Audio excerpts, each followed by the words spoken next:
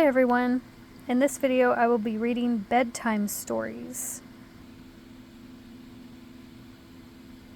A Present for Mother.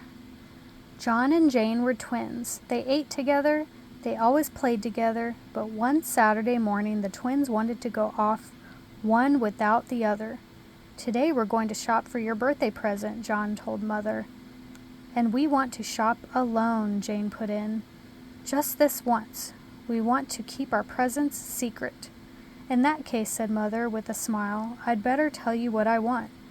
Please tell us, cried the twins together. I'd like a small square something full of little round brown things, said Mother. John thought hard. Then he went to the 5 and 10 cent store on Main Street. Jane thought hard. Then she went to the 5 and 10 cent store on First Street. John saw china ducks and painted trays. He saw yellow bowls and red pot holders. Jane saw a painted turtle and a bright blue bird. She saw a green apron and a pink handkerchief. But neither of the twins saw a small square something full of little round brown things. I give up, said John. I give up, said Jane. And who do you think bumped into whom at the busy corner? John and Jane, of course. Where is your present? Asked John. Where is your present? Asked Jane. The twins began to laugh because neither one of them had found a present. Let's shop together, they decided, and off they went, hand in hand down the street. They saw some openers and candies and colored combs. They saw books and baskets and bicycles, but never once did they see a small square something full of little round brown things.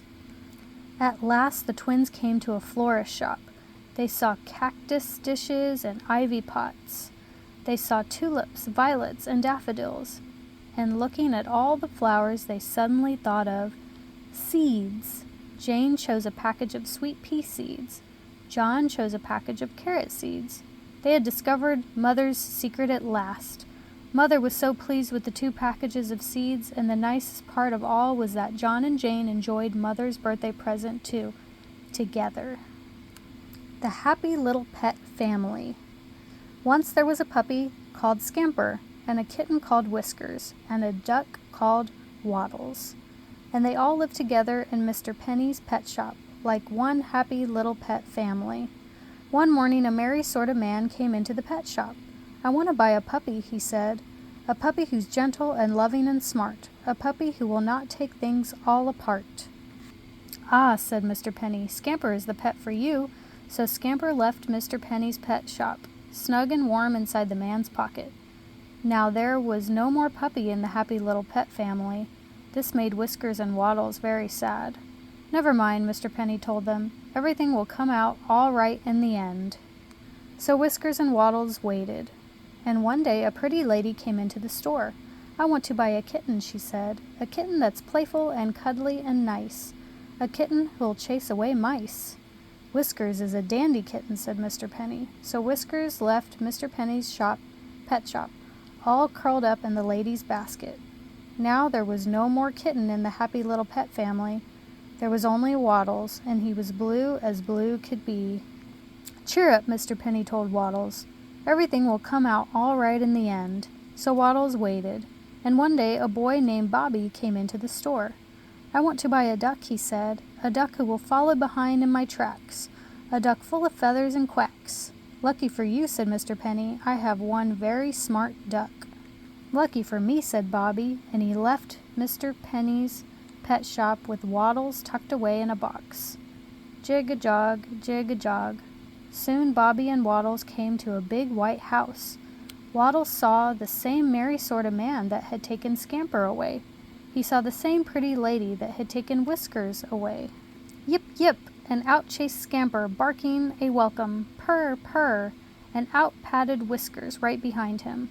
Why, the merry sort of man was Bobby's father. The pretty lady was Bobby's mother. They all belonged in the same family, and now the happy little pet family was together again too, together with the happy family of people. So you see, everything did come out all right in the end after all. Patrick plays policeman. Patrick was a little boy who was always out looking for tadpoles. and tame bears and adventures. One day, while Patrick was walking along and looking, he found a play policeman's badge. "Now I'm a policeman," said Patrick, "and the policemen are supposed to help people." Patrick pinned the badge onto his sweater, and on he went again looking. Pretty soon he saw Mrs. Jones hanging out her wash. "Hello," said Patrick. "I'm a policeman, and I'd like to help you." "But you aren't tall enough for a job like this," said Mrs. Jones. "If I climbed up on a ladder," said Patrick, "then I would be tall enough." "If you climbed up on a ladder," said Mrs. Jones, "you would probably drop my clean clothes into the dirt." No, Patrick wasn't tall enough for a job like that. He really wasn't. And on he went, looking for someone to help. After a while, Patrick saw two moving men carrying some furniture out of a big truck and into a house. "Hi," said Patrick. "I've come to help. I'm a policeman, you know." "But you aren't strong enough for a job like this," said the moving men. "If I carried just the little things," begged Patrick, "then I could help you." "Sorry," said the men, "but you aren't strong enough to carry even the little things." No, Patrick wasn't strong enough for a job like that. He really wasn't. And on he went again, looking and looking. Down at the busy corner, Patrick met Tim, the traffic policeman, hard at work. "I'm a policeman too," Patrick told Tim, "and I'd like to help you." "But you're not old enough for a job like this," Tim told Patrick kindly. No, Patrick wasn't old enough to be a traffic policeman. He really wasn't. "Being a play policeman isn't any fun at all," he told Tim, "unless you can help someone." "Why don't you help your mother?" said Tim. So Patrick went home and helped his mother water the flowers. He helped her feed the puppy, and he helped her pick up baby sister's toys. "Say," said Patrick, "I'm just exactly tall enough for this job. I'm just exactly strong enough, and I'm just exactly old enough too." Patrick looked down at the play policeman's badge on his sweater. "I'm a policeman," he said, "and helping mother is a very special sort of job." The end. Thank you for watching.